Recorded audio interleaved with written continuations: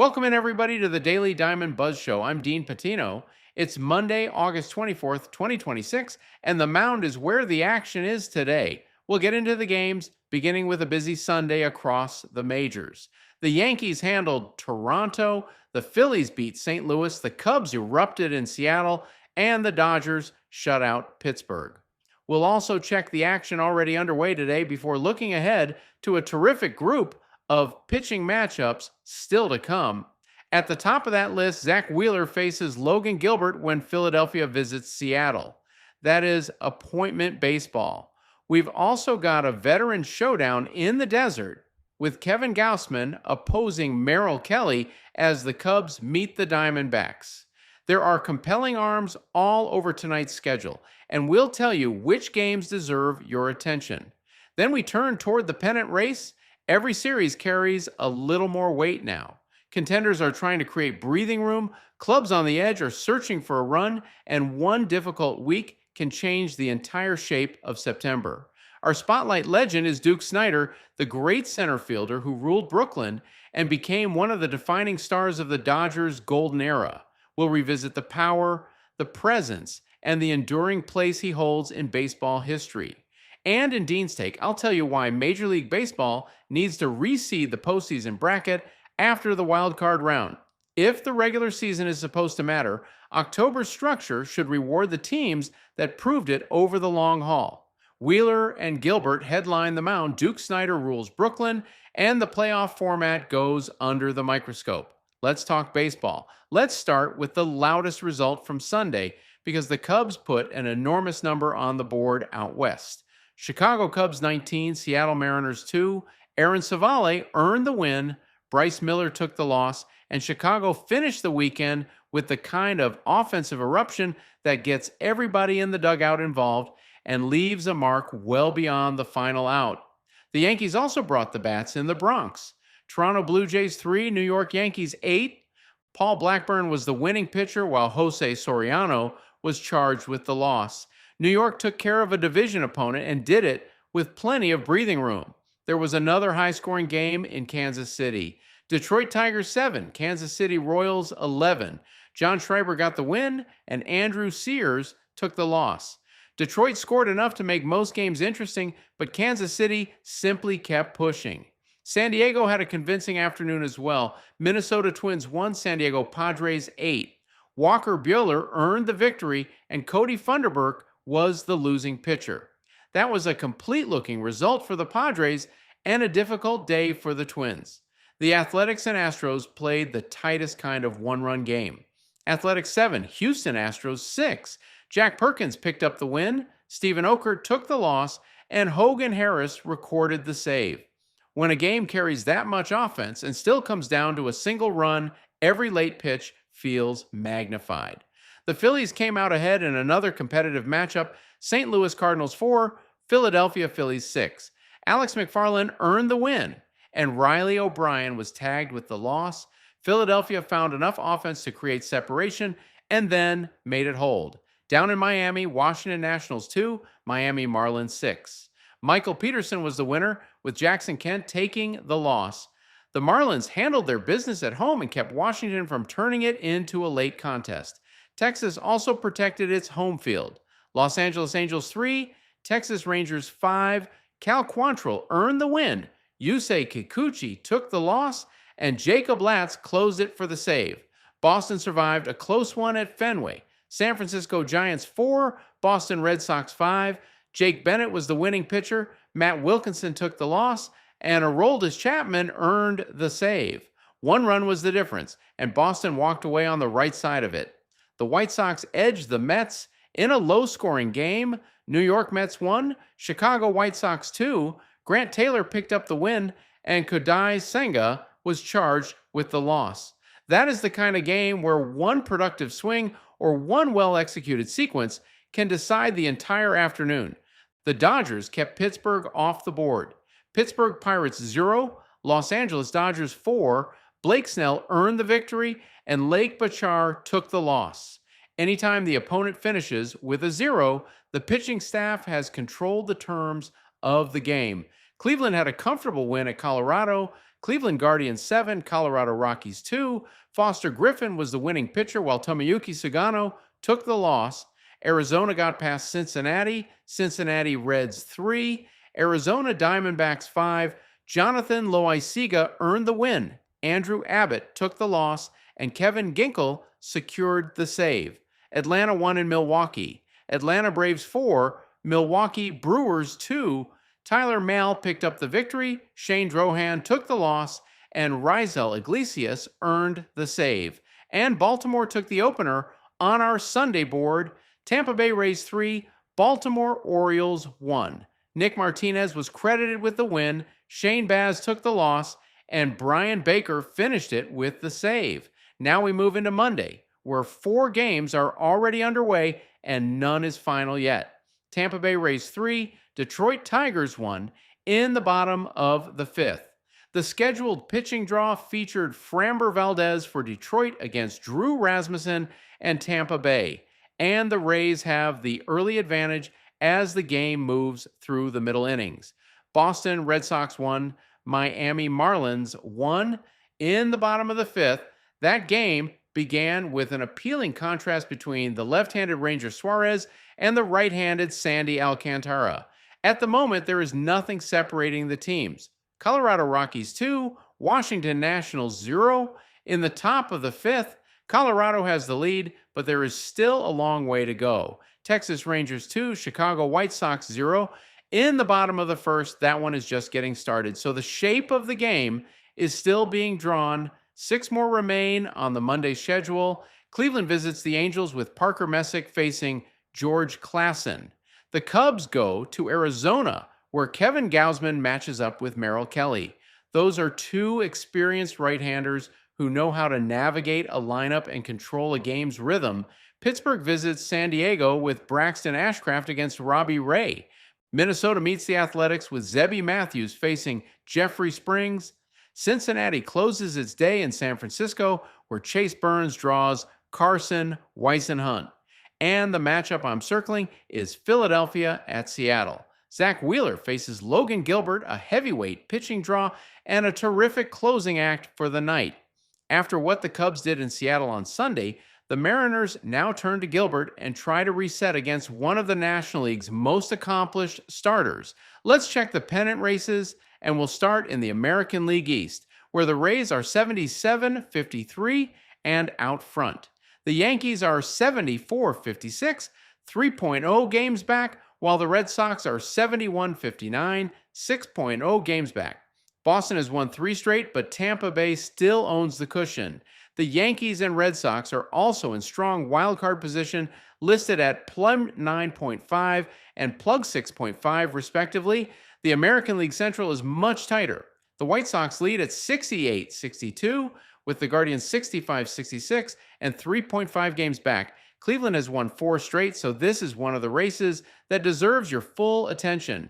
The Twins are 63-68, 5.5 games back, and they've lost 3 straight. The Tigers are 61-69, 7.0 games back, while the Royals are 58-74, 11.0 games back, despite an 8-game winning streak. Then there's the American League West, and this is the race with absolutely no separation at the top. The Astros and Rangers are both 65-66, both listed with no games back. Houston has lost 2 straight, while Texas has won 1. The Mariners are 62-69, only 3.0 games back. Over the next couple of weeks, every little swing matters here because nobody has created breathing room. That also feeds directly into a crowded American League wildcard chase. The Guardians currently hold the final listed position. The Blue Jays are 64-68 and 1.5 games back. The Orioles are 63-68 and 2.0 games back. And the Twins are also 2.0 games back at 63-68. Seattle is 3.0 games back, and Detroit is 3.5 games back.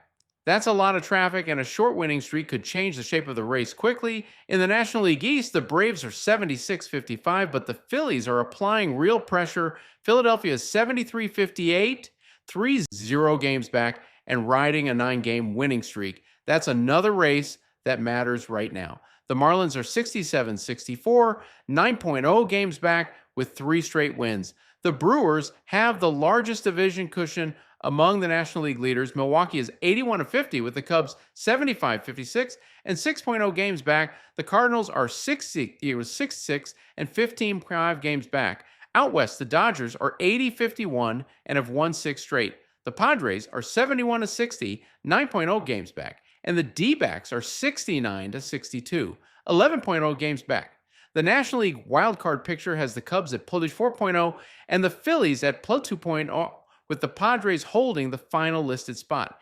Arizona is 2.0 games back, Miami is 4.0 games back, and St. Louis is 5.5 games back. The next couple of weeks are about whether Arizona and Miami can stay close enough to make September uncomfortable for the teams currently above them. Duke Snider wasn't merely a great center fielder, he was the Duke of Flatbush, one of the defining faces of those beloved Brooklyn Dodgers teams, and a player whose swing seemed perfectly suited to the ballpark and the neighborhood that embraced him.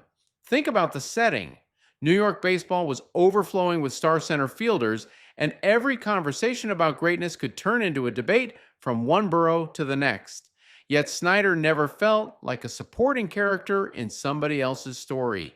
He built his own unmistakable identity. He had that beautiful left-handed power swing, the kind of swing that looked graceful even when the result was violent. At Ebbets Field, he was more than a dangerous hitter.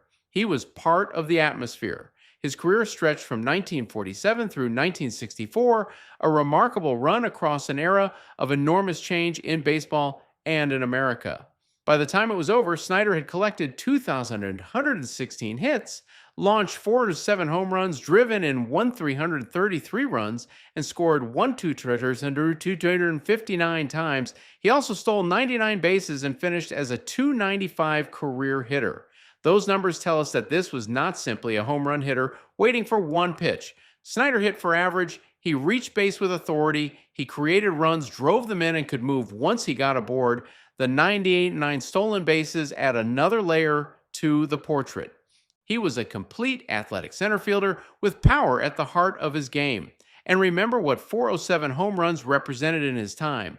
This was long before the modern game became so thoroughly shaped by specialized bullpens, swing path analysis, and an all-or-nothing offensive approach. Snider's power stood out because it came with consistent hitting and because it helped define championship-level baseball in Brooklyn. But the numbers only explain part of his place in the game's history. Snider was central to the Boys of Summer, the Dodgers club that became woven into the identity of Brooklyn itself. Those teams were talented, dramatic, and deeply loved.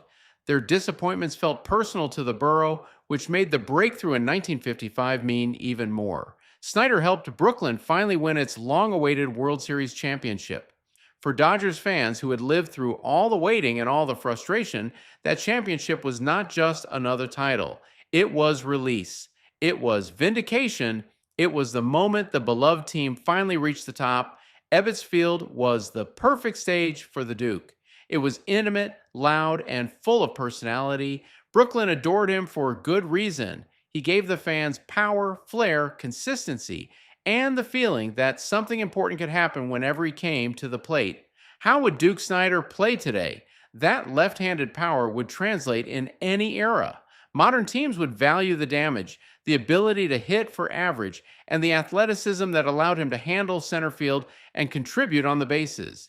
Technology might help him study pitchers and refine his approach, but the foundation would remain the same. A beautiful swing, serious power, a complete offensive game. In 1980, the baseball writers elected Duke Snider to the Hall of Fame, making permanent what Dodgers fans had known for decades. The Duke belonged among the immortals. Here's your Did You Know for today. On June 24, 1962, Yankees reserve outfielder Jack Reed hit a 2-run home run in the 22nd inning to beat the Detroit Tigers 9-7. It was the only home run of his major league career. Just let that breathe for a moment. A reserve outfielder in a game that refused to end steps into one of the most exhausting and pressurized situations baseball can create. By the 22nd inning, every available opportunity carries extra weight. Pitchers are working deep into the night, position players have lived through an entire game and then some, and one clean swing can finally send everybody home. For Reed, that swing became his signature major league moment. Think about everything that had to line up. The Yankees and Tigers had to remain locked together long enough to reach the 22nd. A teammate had to be on base when Reed came to the plate. Reed then had to get a pitch he could drive, square it up, and produce the hit that separated the teams. Not just any hit either. A two-run home run that delivered a 9-7 victory, and then comes the detail that makes the story unforgettable. Reed never hit another major league home run. His entire career total is tied to one swing in one marathon game with the outcome hanging on it. Some players hit home runs that blend into a long career. Jack Reed hit one, and it became the ending to a baseball story that still sounds almost too perfect to be real. Here's where I land on this. Major League Baseball should reseed the postseason bracket after the wild card round. The highest remaining seed should play the lowest remaining seed. That is how seeding is supposed to work, and baseball should stop treating the bracket like a piece of furniture that cannot be moved once October begins. My first reason is simple. The regular season has to matter as much as possible. Baseball asks teams to navigate 162 games. That means injuries, travel, slumps, roster depth, bullpen management, and the daily pressure of winning over 6 months. Finishing with the top seed is not a lucky bounce. It is an accomplishment built over a massive sample of games. The reward should continue beyond receiving a bye. When the wild card round is over, the best regular season team should draw the lowest seeded club still standing. Under a fixed bracket, an upset can scramble that logic. A lower seed can advance and wind up on a path that is more favorable than its seeding would suggest, while the top seed may be left to face a stronger opponent. I love an upset. October needs upsets, but the reward for pulling one off should be advancement, not advancement, plus a bracket advantage that the team did not earn during the regular season. The second reason is competitive fairness. Reseeding gives every seed a clear and consistent meaning. If you are the top seed, you receive the strongest available position. If you are the lowest remaining seed, you face the highest remaining seed. Nobody is being punished. Nobody is being protected. The bracket simply reflects what those teams earned before the postseason and what remains after each round. That distinction matters. A wild card winner has already proved it can beat a higher seeded opponent. Great, keep going. If that club is good enough to win a championship, it should be prepared to face anybody. Reseeding does not diminish the upset or disrespect the survivor. It merely says that one series victory does not rewrite the value of every seed around it. The third reason is that October already contains plenty of volatility. Baseball does not need to manufacture more of it through bracket design. A short series can turn on one dominant start, one bullpen decision, one defensive mistake, or one swing. That uncertainty is part of the beauty of postseason baseball. It is why October feels different, but because the games themselves carry so much randomness, the structure around those games should be as rational as possible. Reseeding would not eliminate chaos, it would organize it. The lower seed could still beat the top seed. The favorite could still go cold. A club that barely reached October could still get hot and make a run. Nothing compelling would disappear. The only change would be that the highest seed receives the matchup advantage that fans naturally associate with being the highest seed. Now, the argument for a fixed bracket is legitimate. It is clean. Fans can look ahead and understand the possible path. Teams know which side of the bracket they occupy. Broadcasters, ticket departments, and television partners can prepare around a structure that does not change. There is also something familiar about following a bracket from beginning to end without rearranging it. I understand all of that. Simplicity has value, but reseeding is not complicated. After the wild card round, identify the remaining teams by seed. The highest plays the lowest. The other two play each other. Fans can understand that in one sentence. Any modest planning inconvenience is outweighed by a postseason format that better honors the regular season. And that is the heart of this for me. Seeding should not be decorative. It should carry a real competitive benefit for as long as the seeded teams remain alive. Baseball does not need to redesign October. It does not need another dramatic overhaul. It only needs to make one logical adjustment after the wild card round. Reseed the bracket, reward the top team. Let the lowest remaining seed take the hardest road, then settle everything where baseball should always settle it, On the field, still ahead tonight, we've got 6 matchups worth tracking, and the pitching is where my attention starts. Cleveland visits the Angels with Parker Messick opposite George Klassen. I'll be watching which young arm establishes the strike zone early because neither lineup wants to spend the night reacting from behind in the count. The Cubs head to Arizona, and that gives us Kevin Gausman against Merrill Kelly. That's a fascinating contrast between two experienced starters who know how to change a hitter's eye level and disrupt timing. The first trip through each lineup should tell us plenty. Pittsburgh meets San Diego with Braxton Ashcraft facing Robbie Ray. For Ray, the fastball command is always a central piece of the conversation. For Ashcraft, the challenge is handling a Padres lineup that can make a pitcher work for every clean inning. Minnesota visits the Athletics with Zebby Matthews matched against Jeffrey Springs. I'll have an eye on pace and efficiency there. Springs can keep hitters uncomfortable when he's moving the ball around, while Matthews will want to avoid giving Minnesota's defense long, stressful innings. Then there's a terrific matchup in Seattle. Zack Wheeler goes for Philadelphia against Logan Gilbert. That has the feel of a night when every base runner matters. Both pitchers can control a game, miss bats, and force an offense to earn its opportunities. And Cincinnati visits San Francisco, where Chase Burns takes on Carson Weissenhunt. Two intriguing arms, a ballpark that can shape late-inning decisions, and a matchup where early command could determine who gets to dictate the night. As for tomorrow, the scheduled games and probable pitchers aren't available in the information in front of us, so I'm not going to guess. We'll have the full slate when it's confirmed, and we'll break down the matchups that matter. That'll do it for today. I'm Dean Patino, and this is the Daily Diamond Buzz Show on Baseball Nation Network. Enjoy the baseball tonight, and I'll talk to you tomorrow. That's your Daily Diamond Buzz. What happened, why it matters, and what's next. Everything baseball, every day, every era. Come see it all at Baseball Nation Network. I'm Dean Patino. We'll talk tomorrow.